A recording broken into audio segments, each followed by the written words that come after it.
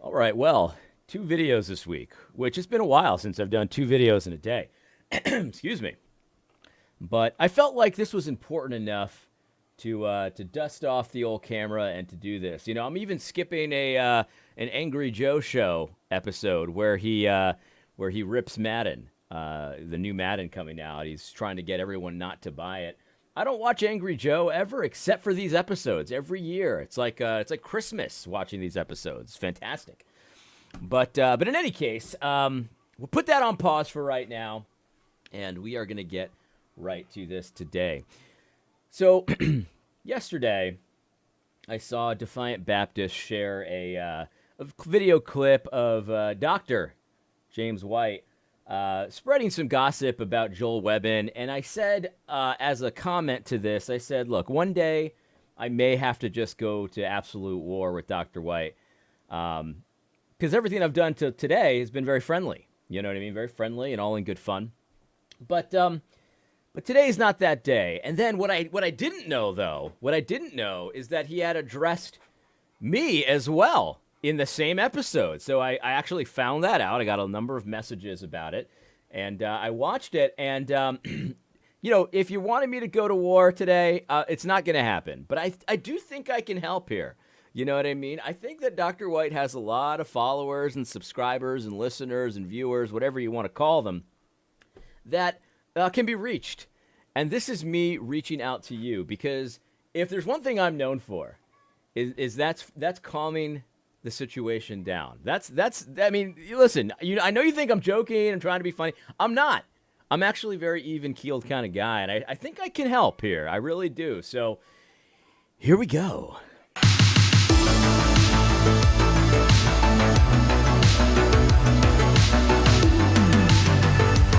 All right. Well, before we get into it, let me just say this. The Mets have still not won since they had the Gay Pride celebration at their stadium. And tonight, we've got a spot start because we don't have enough pitchers by Blake Tidwell. He's one of our AAA pitchers. He's up-and-comer, should be good. And Blake Tidwell is a Christian. He's got a nice cross tattoo on his arm. He wears Jesus Ones shirts.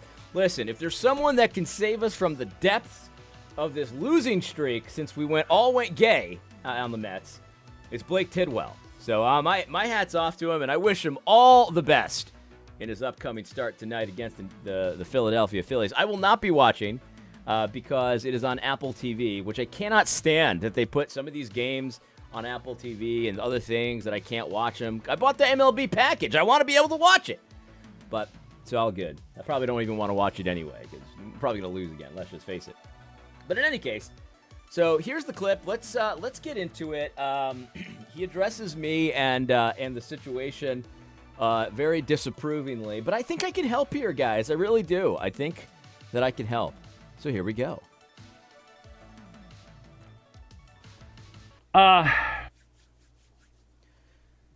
deep breath there. A couple days ago, Eli McGowan posted a letter. And it was ostensibly from a large church dealing with the subject of the not-so-anon Defiant Baptist, a guy named... he uses his real name there. He's very proud of himself. I mean, it's just a very low-class move, in my opinion. But, listen, Dr. White is not part of these circles. He doesn't understand. He knows not what he does. You know what I mean? He knows not what he does. So I'm just going to let him get a pass on that one. It was ostensibly the church seeking to investigate the obviously, utterly unconcerned about New Testament teachings about the tongue and how Christians should behave and how they should deal with other Christians. And then again, he's not alone in that by a long shot these days. Yeah, he isn't alone in that because this is something that I've had to deal with in my career for a long time. When I say my career, I mean my online commentator career, if you want to call it that. But I've had to deal with this many times, and I've been involved in many conversations with pastors of mine, people in actual authority over me, also friends of mine, and things like that, people that I trust. And this kind of presentation where it's like, it's obviously sinful, it's obviously unbecoming of a Christian to speak like this, it's very obviously, right? And the conversation goes the same way every time, because it is very easy to find comparable ways of talking about things in the Bible itself, from the apostles, from the prophets, from Jesus. It's very easy for me every single time. These conversations, they used to, give me a little bit of anxiety to have these kinds of conversations, but I've been in them enough to know that there's a very easy way forward. And the way forward is, look, I understand that you don't like the way I said this about Russell Moore or Tim Keller or whoever it could be, right? I understand that, right? I understand you think it was overly harsh or a little bit questionable the way that I chose to say it. But here's the thing.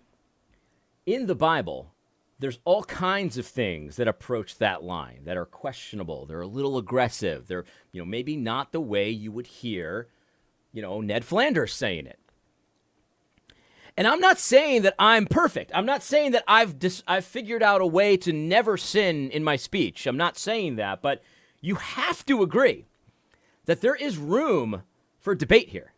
You have to agree that maybe there is a way to say a no homo joke in jest that's not evil and automatically and obviously sinful. I know it's obvious to you. It's not obvious to me. It's not obvious to me. And the way I talk, I've thought very carefully about it. And again, I'm not saying I'm perfect. You always have to have this conversation like this, where you bend over backwards and say, hey, maybe you're right. But it's not quite as obvious and clear-cut as you think it is. I've had people say that it's never okay to tear down the words of another brother. It's never okay to criticize another brother. I've literally had people tell me it's never okay. And it's very easy to find Christ doing those things. And so at the end of the day, you have to admit that, there's room for conversation here, right? You don't actually have to destroy a brother's life, or at least attempt to, in a very sad and pathetic kind of way, because you thought that no homo joke was totally disgusting and inappropriate. Maybe it's okay for you to think that it's totally disgusting and inappropriate and leave it at that and move on with your life. I promise you it's possible. You should see the kinds of things people say about me all the time, but you've never heard about it, right? Because I don't mention it. I just move on. I'm mature enough to see something that I find personally disgusting and just move on with my life.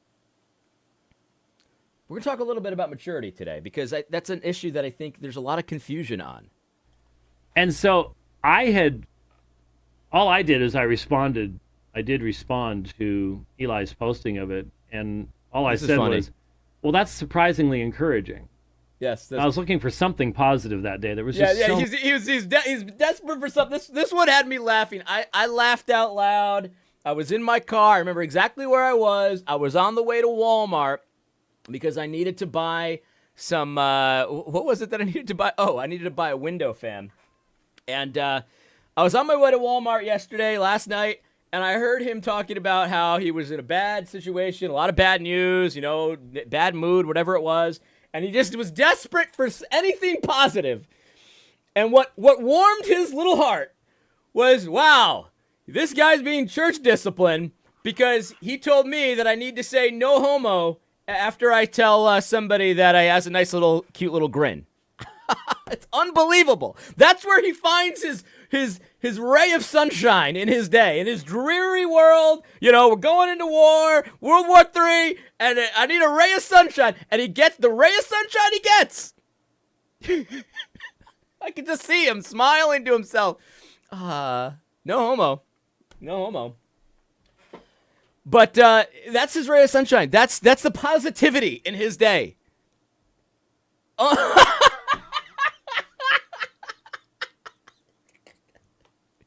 You've got to be freaking kidding me. You've got to be kidding me. That's how he presents this.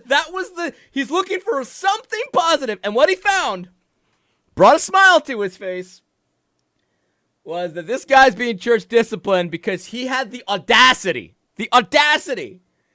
to tell me, Dr. James White, that he should maybe consider using the no homo disclaimer at the end of his statements. Wow, man. you just gotta be impressed by that story, the way he's framed this story.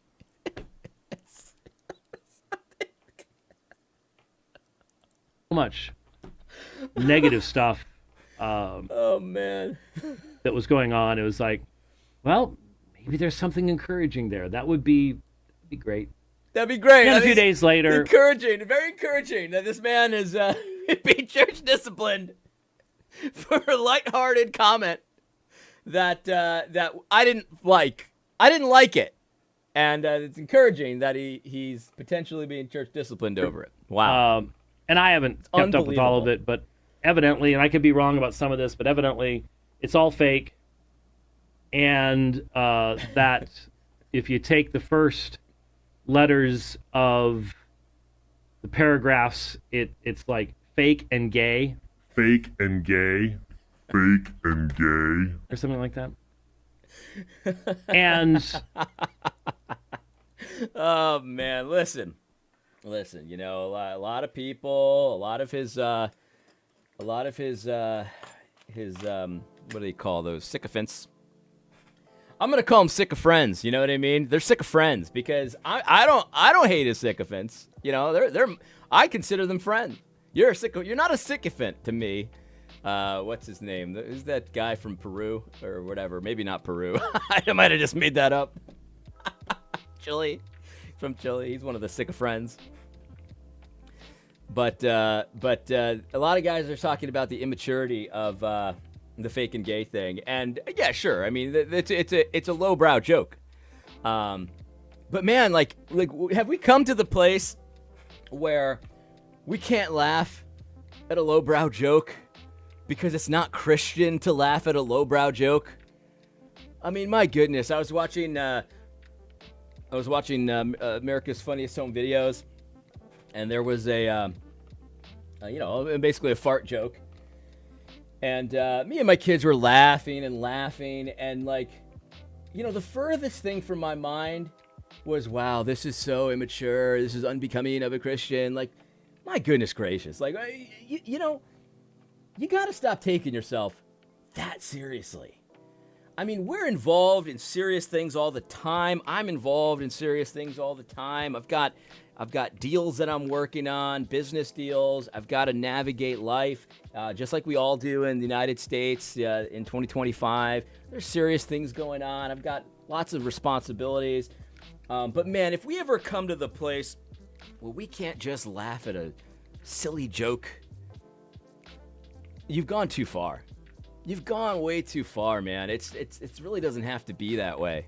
My father, a very serious man, you know, nuclear engineer, engages himself in all kinds of serious activities. Just a very serious man. But man, he when I was growing up, man, he was just one of the funniest. He is one of the funniest persons on the planet, in my opinion. I'll never forget, we were watching the movie Alive, which was, we were pretty young. I don't know why he would let us watch that movie. It's pretty terrifying. But he was eating some Vienna sausages as a snack. And at one point when they're really, really hungry, he takes a Vienna sausage and he goes, I feel sorry for them. And he holds it up to the TV. We all laughed. I know that probably sounds so stupid, but man, that made me laugh. I was tickled pink. This has been picked up, of course, by the disgraced former pastor who destroys churches and does slander and innuendo and stuff like that. But he's been doing that for years. There's nothing overly new about that. Yeah. But he thought it was just really great. And A.D. Robles, likewise, Yes, that's right. pulled something up on this, did about a 20-minute thing here where, how did he put this? I've got the link here. Let me. Yes, I did a 20-minute thing here. I want you to hear the clip that he pulls in isolation. I'm happy he did, but the way he spins this is just absolutely hilarious. Hilarious, because in the video I actually address the point that he makes as if I hadn't even thought about it, as if all I said was what he's about to show, and I didn't even think about anything else. He actually brings up one of the things that I brought up about this situation. I didn't bring it up. I didn't. It's just depressing. But what was it that Man, if Dr. White, I mean, this is in all seriousness, man. If you allow one of my videos, lighthearted, it's all about, just a little levity, a little freaking levity. That's all my video is about. Most of my videos are like that. You allow that to depress you? I mean, man, you really need to consider your priorities. This is a serious... I'm going to take my hat off because this is a serious comment. You need to take a step back, my friend. You need to take a step back and calm the freak down. Calm down. It's not that serious. Don't allow one of my videos to depress you. Are you serious? There's like this phenomena, right? There's like this phenomena where you pride yourself on maturity to such a degree that you go back around. It's like maturity is like a circle, right? And you got to go this way to be mature, right? But if you go too far this way, you actually end up back here in immaturity. Right? So to allow a lighthearted video to depress you, and we're going to talk more about this because this is what this whole thing is about. It's absolutely amazing to watch him become so mature that he becomes like the definition of immature. My goodness gracious. I mean, this is really not that serious. he said here, yeah, the title of his less than 20-minute video here is High Quality Troll Deployed, Defiant Baptist versus Eli McGowan, which he's probably purposely misspelled McGowan. These guys, that's just the way they are.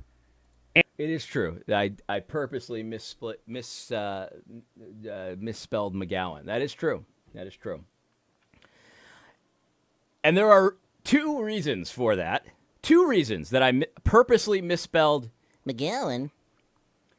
But I'm going to let you guys figure it out. I can't tell you the code. You got to know the code. You got to find out why. And let me just play the beginning here. One of them's a childish reason, the other one's hold not. on a second here. Listen to the effort they put in to play this clip. This is important to them. He can't figure out how to do it, so he gets his tech guy, Richard Pierce, to do it. They really need to show you this clip. I don't know, Rich. Can you pull up the audio on this? I wasn't. They're spending time in their day. They're like, we got to get this audio. We got to figure out how to do this. This is a technical glitch. We got to get this one on. Unbelievable. Let me see if I can do it again because I've got the audio going to the thing. Hello, everybody. Welcome back to the channel. Today is a video that I think is well worth watching because if you haven't paid attention to this saga, it really no big deal. It's not that serious, but... Hold on a second. Wait a minute. It's not that serious.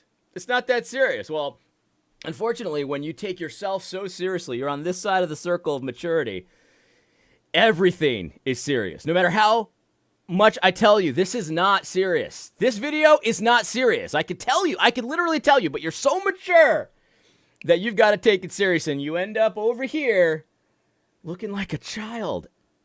It's unbelievable. This is a thing of beauty. It's a thing of beauty. It's a thing of beauty.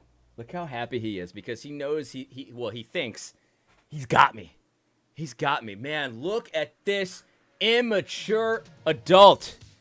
He's 42 years old. That's how old I am. 42 years old, and he thinks that this joke is a thing of beauty. What more needs to be said? Look how satisfied he looks. He's satisfied because he thinks he's got him. I've got him. Well, Dr. White, what you forgot was, of course, and this is really more for Dr. White's followers and fans and sycophants, sick of friends. It's that, as you know, in language, there's ways to discuss different things that are they're over the top. It's hyperbolic. It's contextual, highly contextual, right?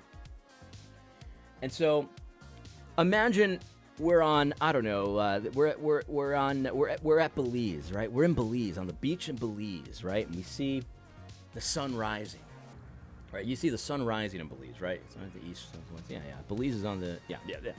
Sun rising, right?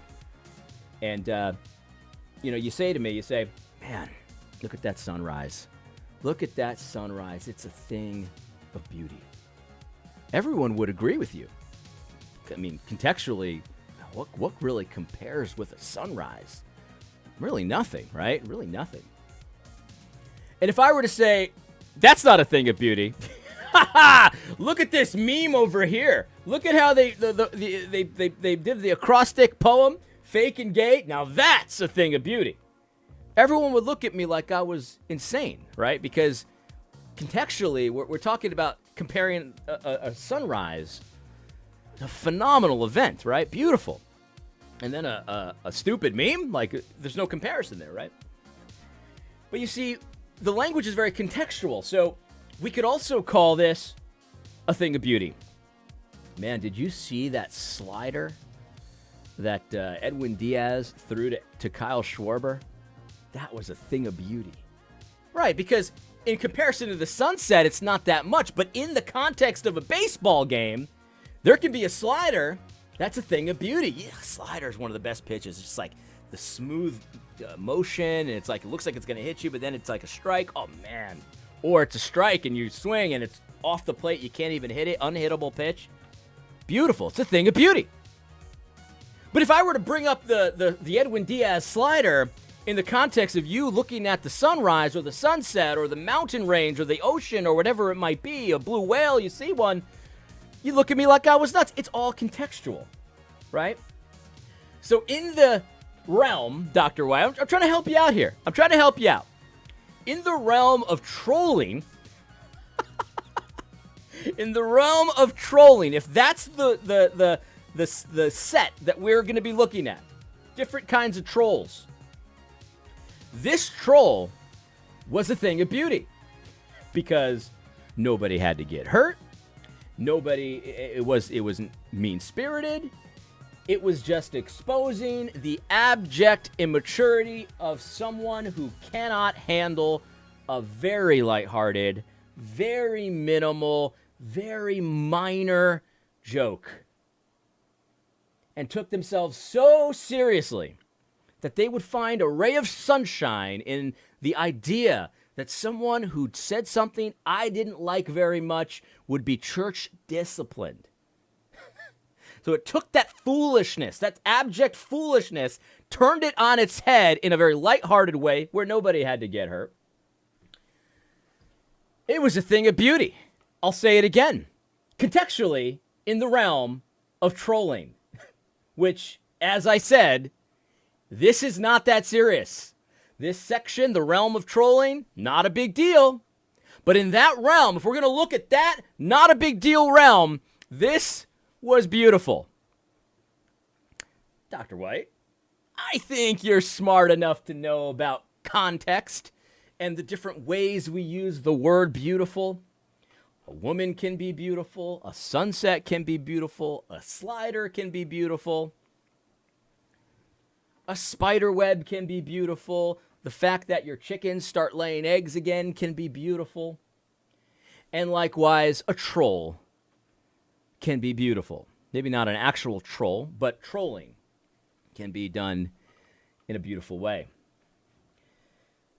So that's my help for you. You know, you got to just look at things in their proper context. And I provided you the context. This is not that serious. It was a high-quality troll. And in that context, in that very, very specific context, this was a thing of beauty. So I know you think you got me, Dr. White. You got me. Look at your face. You're so proud of yourself. But you played yourself, man. You played yourself. How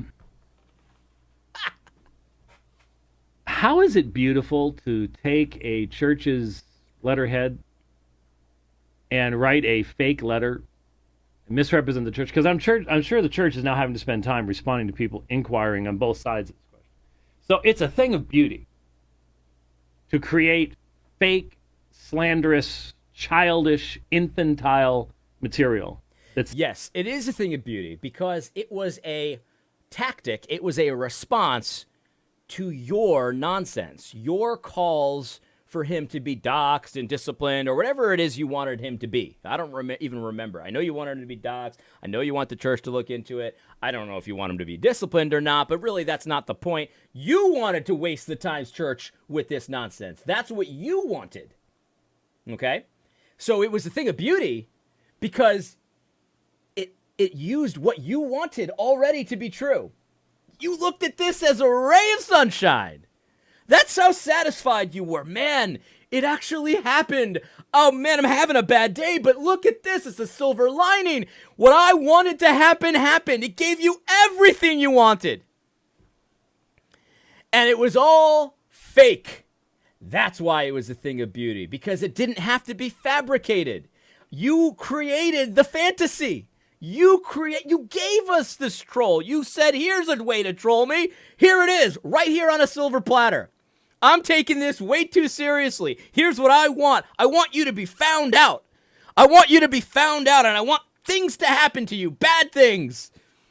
You handed it to us on a silver platter, and it was used, and unbelievably, you took the bait. Unbelievably, you were like, this is perfect. Everything I wanted. It even brightened up your bad day. It was so much what you wanted. It brightened up your bad day. You handed it to us on a silver platter. I'm pretty sure Defiant Baptist was like, there's no way this is going to work, but I'll give it a shot. And it worked. That's why it was beautiful. That's why. Because it took your silly desires and used them against you. That's why. It's a thing of beauty. It is a thing of beauty when somebody digs a pit and falls into it themselves. That's a thing of beauty. There's a poetic justice there. And that is beautiful in its proper context, of course. That's why. So if you're wondering why I think it's a thing of beauty, I think I've explained myself. Now, you don't have to agree. Of course, you don't have to agree. And was it childish, infantile? Yes, it was. Yes, it was. Because this game that you started about we got to dox this guy, we got to tell the church about what he's doing on the internet, that's infantile. That is infantile. So we were playing in the realm of the infantile. That's why it's infantile. It's a thing of beauty. It's a thing of beauty. It says fake and gay. I mean, I cannot imagine the immaturity of people that think spelling out fake and gay. It's the fourth graders in the playground going, look what I did to the teacher. Now, here's the thing. Like, I don't actually mind a little childish nonsense every now and then. I mean, if you watch the channel, of course you know. I don't take myself that seriously, where a little bit of childish nonsense is not appropriate at times. So I want to frame what I'm about to say with that. I don't actually mind it that much, right? But I want you to consider what it means to have a man who prides himself on how mature he is, right? To see something that he deems immature, childish, completely infantile. That's what he said. He deems that to be childish, infantile, waste of time. And to say, well, I'm so mature that I'm now going to spend my precious time, because that's going to come up, time. He's going to say, who has the time for this? I'm going to now spend my precious time to address this and to do it in an infantile way. Did you notice what he just did? What he did was he pretended he was us. The teacher's got to say, but of course, he's the model of maturity. It's that circle again. He went along the circle to maturity, and he ended up way behind where we are. It's unbelievable. Is there any reflection on what you're doing? Is there any, listen, I don't mind childish nonsense. Again, I got to say that at the outset. I don't mind this. I don't mind, doing little voices. I've done that many times. I know there's a place for that, right? There's a time for that. There's a time for everything under the sun. That's part of my whole thing, right? There's a time to be angry. There's a time to be making fun of people. There's a time for laughing. There's a time for joy. There's a time for everything. There's a time for peace, and there's a time for war. But Dr. White's saying, well, no. That's infantile. That's infantile. And then he goes, is there any self-reflection? Is there any? You're wondering about the time it takes to do a troll like this? Which something that I wondered myself in the video, if you played it, but of course you only played the gotcha clip, because that's how you roll sometimes. But what about the time it takes to fire up the dividing line camera? It's very valuable time. Yeah. To talk about it. These are not mature men. And that's the problem. Because if these people are in churches, and the assumption is they are mature men, and then they're called upon to function as mature men, they won't be able to do it. And that's going to cause tremendous problems and issues. And so it honestly, I sit back and I saw this. When someone posted and said, look, it says fake again. I'm like, okay. How do you have time to think of stuff like this? Yeah, I asked the same question in my video, and then I answered my question, right? Because I wasn't trying to use it as a gotcha, right? Because I'm thinking, man, nobody has time for this kind of thing. And I said, aha, they probably used ChatGPT. It probably took about 5 seconds to write this email. I always laugh about this. How do you have time? Pat, how do you have time to be on Twitter so much? It's like, what do you think I'm doing on Twitter? It takes 15 seconds to write a tweet. 15 seconds. I think of it, I write it, and it's there. That's not a lot of time. What do you think we're doing here? But of course, he wants to pretend like he's thinking these things through, and nobody else is. And it's like, well, I did in the video addressing the beauty of this troll. And then I answered my own question. Well, it's probably ChatGPT. Well, I actually got a confirmation from Defiant Baptist. It wasn't ChatGPT. It was Grok who wrote the email or wrote the message. Grok wrote it. That's how he had the time, because we have AI tools that can write an article in about 5 seconds, and it can write it very well. You can tell it exactly what you want it to say. You can even write the acrostic poem in there, and it'll do it. It's really not that hard. That's it. But think about this for a second. Who has the time to defend themselves from my infantile attacks? Who has the time? That's what he's really saying here. Who has the time to defend their reputation? I don't know. Why do you have time to? I'm looking at what's going on in the world. I'm thinking about the future. Thinking about trying to arrange a debate. I'm thinking about teaching at the seminary in just a couple of weeks. Travel stuff going on there. All sorts of stuff pastorally, involving people's lives in that. You're so important. You're very important. Well, let me give you a little window into my own life. I'm also thinking about the future. I'm not a pastor, so I don't have the very important pastoral concerns that are. Listen, I'm not against pastors. They do have very important things. Guess what I do too, right? I do too. I've got 4 sons. I'm thinking about how to help them in the various challenges that they are facing in their lives right now. I've got a couple of them that are facing problems with overriding fear and anxiety. I'm trying to figure out how to work with them through that.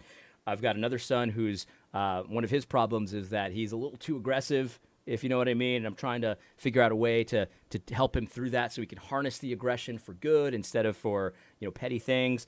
I've got a 2-year-old son who's kind of along that track as well that I'm trying to figure out the same thing for him. So hopefully it'll be less challenging by the time he's 6, like my 6-year-old. I've got my business that I'm running. Listen, I know this doesn't sound important to you because it's not pastor work, but this is important work here too. I've got to figure out how to get more customers in a very challenging economic condition. I'm trying to work on actually changing my offering a little bit so that I can get more retained search deals instead of contingent search deals. Looking at expansion as well, about expanding, maybe adding a few members to the team, things like that. Yeah, I'm considering a lot of different things. I've recently decided over the past year that I need to remain in New England, and I'm trying to think through what are the more challenging aspects of remaining in New England as a Christian for the rest of my life and that kind of stuff. Where I could strategically be planted and all this kind of stuff. Like, yeah, I've got a lot of stuff to do too, right? But I could also take 20 minutes, 30 minutes, however long this video is going to be, when I have the time, because sometimes I don't have the time, and that's why the videos have been slower lately, because I prioritize other things. But when I have the time, I decide to, maybe have a little fun, maybe help out a little bit and do this kind of stuff. But, I've got different priorities than you, Dr. White. I would imagine Defiant Baptist has different priorities than me and you. And so just because you don't think it's a valuable use of your time to defend your reputation against Dr. James White, because how dare anyone question what Dr. James White does? Tough luck. I mean, you're not the decider here. He could have gone a bunch of different routes, and he went a very mild, lighthearted route that made you look silly. I get it. It's not fun to look silly. Tough luck. That's the way it goes sometimes. Way. And I just, I go to bed exhausted at night. Yeah, me too. And I go, who has the time or the energy to be playing these playground games? Dr. White, I could easily turn the question around to you. I wouldn't actually do this, but I'm going to play double. I can't say that. There's a Star Trek. There's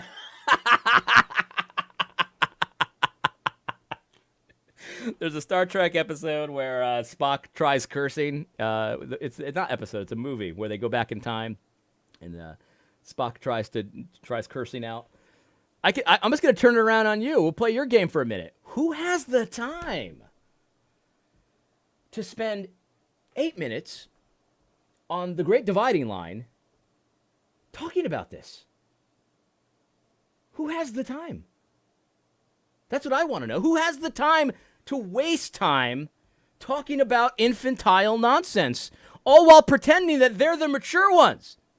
They're the mature ones, but I'm going to spend my time talking about the infantile games and doing little voices and stuff like that. Who has the time? Now, I wouldn't seriously ask you that question because you use your time however you want to. Keep going. Keep doing what you're doing. It's sad to see how the dividing line has changed over the years, but it's your choice, man. It's your choice. It's like there's no self-reflection whatsoever. It's like you take yourself so seriously that you can't let anything go. That's not maturity. That's not maturity. We're talking a lot about maturity today. I'm pretty sure, look, you're older than I am, but I've learned in my 42 years that part of maturity is learning how to let things go. Learning how to not take tremendous offense at every insult. To always have to have the last word. Like, these are things that are mature issues of maturity, not the fact that we can laugh at a fart joke. That's nothing. Obviously, we know people can go overboard. We know that if all day long somebody is telling fart jokes. Like, of course, it's not that's not mature, but a well-timed fart joke can be really funny, and you can laugh at it. You can laugh at it, and it's okay. You don't have to worry about how you're disgracing Christ because you laughed at a lowbrow joke. My goodness, man. On the internet.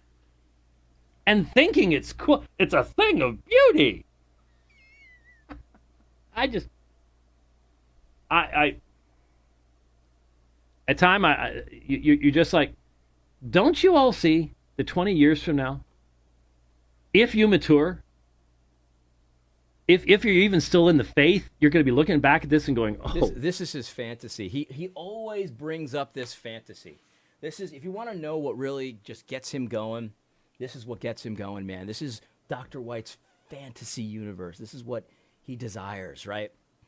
He desires guys like me looking back and thinking, man, I just can't believe I said that to Dr. White. I can't believe I treated him that way. He fantasizes about that all the time that his online enemies line up before him and say, Doctor, I can't imagine what I've done to you. I'm so sorry. I didn't know. I didn't know. If they're still even in the faith, he loves that too. He loves throwing question marks on your salvation. He loves to do that. This is his fantasy, though. He imagines himself sitting here in the line of people that want to apologize to him. He thinks about this all the time. I've heard him talk about this 10 times. That's sad, bro. That's sad. That's a sad existence. You know what I mean? Like, and look, we all do this from time to time. Like, I've sometimes thought about, like, Jared C. Wilson. I mentioned him in the last episode. I sometimes imagine, like, what it would be like. What would I say if he did apologize to me? You know, if he did actually apologize to me, because he's done some pretty shady stuff to me. What would I say? Like, I try to, like, think of, like, could this ever happen? Like, I need to be gracious about it, but, like, what would I say? I thought about that stuff before, but man, to, like, fantasize about this regularly, it just doesn't seem healthy to me. Lord, why didn't I stop? Why did? Oh my goodness! You don't see that? You don't understand that? No, I don't.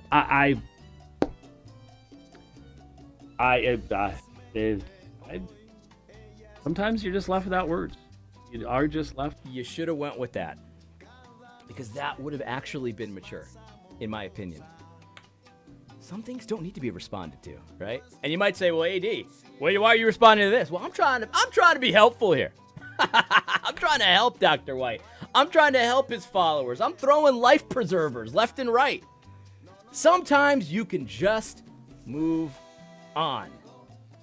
When Right Groiper Shiznit 25678 responds to you and says something wild, you can just not respond. I prove it online every single day.